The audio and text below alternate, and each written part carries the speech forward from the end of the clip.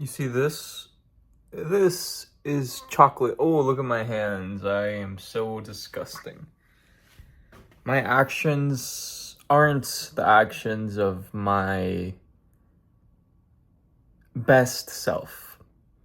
Because my best self wouldn't have ate the ice cream that I just ate. And he would have just had his normal lunch and not had an extra 5 mini tacos. He wouldn't have munched on that piece of salami. He would have went on a 5 mile run today. And I don't know if something went wrong. If he didn't go in the mile, he would at least compensate and he would have gone to the gym. But what am I doing today? I ate the ice cream. I wasn't too focused on work. I'm not going to the gym. I'm watching Netflix. And I believe that is okay. Why do I believe that's okay? Hear me out. I'm about to make excuses in ways you probably haven't heard before. It's slightly philosophical. I'm not saying I'm better than you. It's what I wholeheartedly believe. I am programmed this way. That's just the way I am. Hold on. I still, in a way, have some sort of a growth mindset, and I do benefit from a growth mindset. But I don't believe in free will. I can't even define free will, if we're being honest. What does free will even mean? Does free will just mean our ability to make choices? I guess we make choices, but the choices that we make are in some... The way people describe making choices is just flawed, in my opinion. To most people, to the average person, to probably you, making a choice is like something you do in the moment. But I believe every single choice humans think they make is actually just the accumulation of who they are. Your choices are who you are. Now, what do I mean by this? You are the accumulation of everything related to you in your life. You are the accumulation of your upbringing, the content you consumed, the Disney shows you watched, the values that you've been fed. And I don't know, you're a program. You're like a computer program that takes in all this information, all this programming, and I don't know, you make certain conclusions and you form identities because of what you consumed, and you think that you came up with this identity yourself and that you think you're making choices and you think you're in control. But no, every single person who's successful or unsuccessful is simply programmed to be successful or unsuccessful. But hold on, I said that I have a growth mindset, so how does that work? The truth is, I don't know. I want to be an anti-influencer, anti-self-improvement guru, and tell you that there's not a one-size-fits-all. The majority of us will be average. A good chunk of us would be below average, and a small chunk of us would be above average. The reason I have conviction that I will be above average is honestly just pure gut feeling and pattern recognition. Just pretty much the same reason why you think you have a shot at being above average. I could sit here and tell you some actual things you might think are cool about me.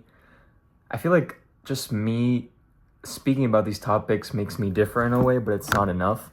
At the end of the day, I have to hope that my current programming or my past programming will allow my future programming to make me the type of person that can be above average and put in the work. And honestly, I think I will be, but out of pure luck.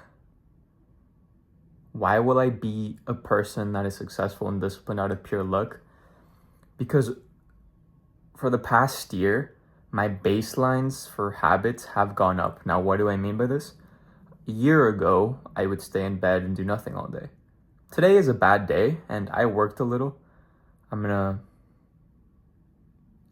not eat that many calories because a year ago I ate a lot of calories. This is a bad day. On normal days, I get at least 10K steps. I go to the gym. I go and run sometimes. I work decently focused, even though recently I haven't been too focused on work, even though I should have been. And I am quite self-aware, and I'm very self-aware to know that honestly, my life would be better and the world would be better if I kind of let go of some of my self-awareness and just chose to think less, because I do have the ability to think less. Sometimes I think I'm just attached to my intellect of being able to analyze myself and situations. Whatever. I don't know what point I was even trying to get at.